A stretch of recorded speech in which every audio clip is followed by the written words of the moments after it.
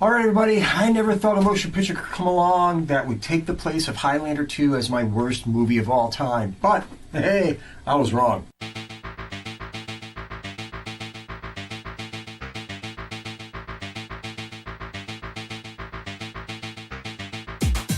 Alright, I'm not going to make this one of my normal episodes simply because this motion picture happened after the period in time that I like to review and go into. This movie was like 2005, so it's way late for me. And plus, I'm not really here to salute it or pay homage or even go over it. I think it's beneath any of that. So I'm just going to go into what this movie was, who made this thing, why it sucks, and I'm going to get out of here. Here's a quick overview of the story. Okay, Bloodrayne is a story about Rain, and she's living in a freak show, and she escapes, and she finds out her dad is like, you know, ahead of the vampires, and she's half vampire, half human hybrid, and she's going off to kill him and the vampires. Like, we haven't seen something like that already before in movies. Let's just take a short look at all the people that are responsible for this disaster. The movie was directed by Uwe Boll. He's a German director who did this, another one of the Bloodrayne straight-to-video something or others, and he did the movie House of the Dead. If you've ever seen House of the Dead and throw this in, that's enough to me to speak volumes, because those are two of the worst motion pictures I've ever seen in my life. So, if this is just a freak of nature for him, those few bad movies, and he's made some great stuff in Germany, well, God bless the man. But all I know is from what I've seen, I wouldn't sit through one of his movies for anything. That's all I'm saying. All right, let's keep rolling. Starring as Rain was Kristanna Loken. Now, she had just come off of the whole Terminator 3 thing, and you thought this was going to launch her career into a next level, but this thing really damaged her career. You know, I mean, everybody was kind of rooting for her because she was kind of cool in T3, even though T3 kind of sucked. But she had the look, and it was, you know, kind of enjoyable for what it was. And this movie was just the worst thing that could have happened to her. She would have been much better off being like a second banana in a good movie instead of the lead banana in the worst thing you could ever imagine. You know, we all rooted for her to a degree, and hey, how can you not root for somebody with a cool-ass name like Kristanna Loken? But I'm just telling you, this movie was the biggest letdown to us, her, everybody else. Just throwing it out there. Okay, playing her evil vampire daddy is Ben Kingsley. Ben Kingsley's a good actor. We know he's a good actor. But man, I think he was on set for like 3 days on this whole goddamn thing or something. Because the first half of the movie, he's just sitting the entire time. They got this cheeseball goddamn wig on him that looks ridiculous. I mean, you could have went to the costumer any Saturday day and just picked up a wig and thrown it on somebody and it would have looked better. And I'm not ripping on his performance too much, but damn it, I swear, most of the movie he's just doing what I like to call the Ben Kingsley stare. When he's like, you've seen him do it in other movies where things are tense, and he's just like... And that's what he did. He phoned this thing in with the Ben Kingsley stare. And that was most of his performance. It was sad, it's... Whatever, who the hell is next? Okay, playing, I don't know, I can't remember the character's name, and you don't give a shit either, so... But Michael Madsen was in this. And he phones in one of the most dull, boring performances ever. Listen, that guy's always kind of dry. That guy's always kind of like, yeah, laid back, trying to be the cool guy. But for the love of Christ, you're playing a sword-wielding vampire hunter, and you look like you're as inspired to go out and take the mail out of your fucking mailbox. He's walking around, he's got more Just for Men in his hair than fucking Nikki Sixx from Motley Crue. It's like, what is going on here? It's bad. It's bad. You got Michelle Rodriguez. Okay, all right, whatever. She was good in Girl Fight. I liked Girl Fight. I thought she was really good in it. But let's get down to brass taxes.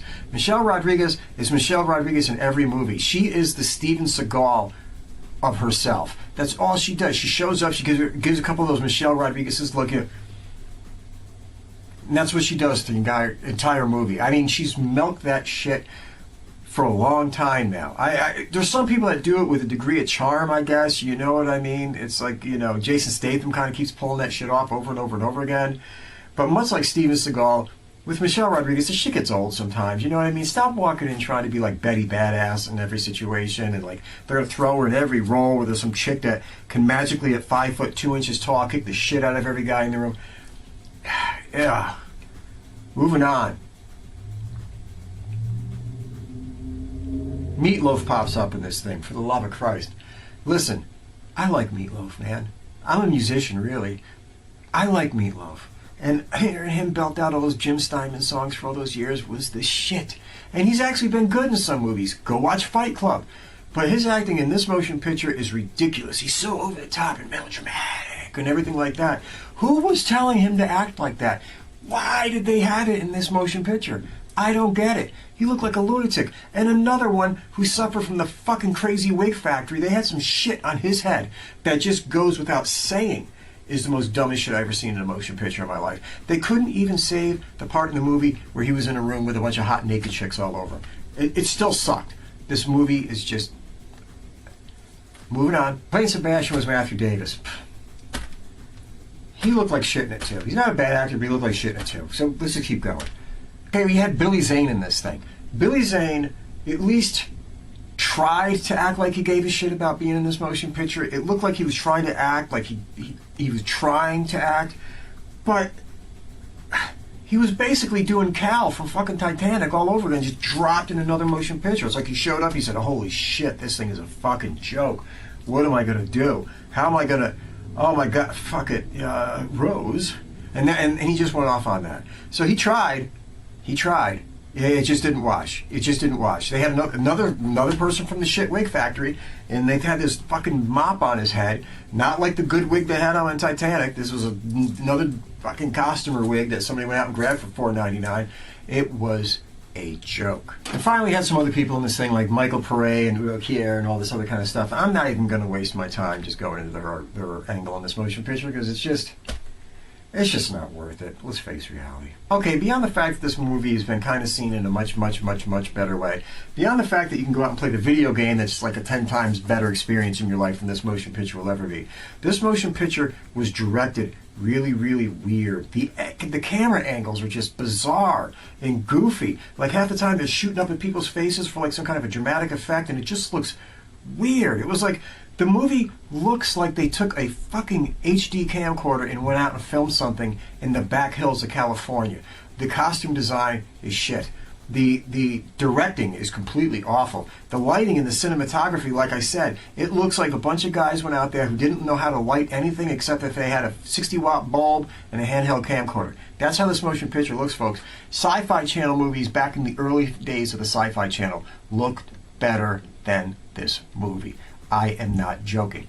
The editing is just ridiculous. There's even fight scenes in there where you're just like, this is the worst shit I've ever seen in my life. There's a fight scene where she's fighting this big fucking blobby looking guy and he's swinging a hammer at her and he's like hitting the posts, and instead of at least being as good as like even a Resident Evil flick where you're seeing the concussion and the bricks are exploding, this thing looked like it was just like tap, a couple bricks would fall, tap, she would roll. I'm like, what is going on? There is not one redeeming value in this motion picture. There isn't.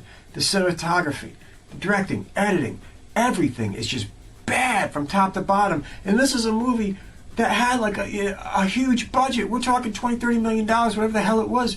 This is not something you can enjoy. This ain't like watching, Samurai Cop. This ain't like watching, what the hell is that old great movie back in the day, Super Fuzz. This ain't like watching any of that kind of shit. This is just where you're like, these fucking people put a lot of money into this thing, and somehow they thought this piece of shit was going to sell? Really? And my final leaving thoughts, I'm just going to say this. For years, Highlander 2 was the worst thing I thought I had ever seen in my life. Just because you had expectations. I mean, am I saying Highlander 2 is as bad as fucking, some of the other stuff that's been really garbage? No. They had a bigger budget. They had bigger actors. I get it. But when you were ready for a Highlander and you got that, you were disappointed. This thing, I'm not saying we had expectations for it, but it was just abysmal. It was abysmal. All right, go out.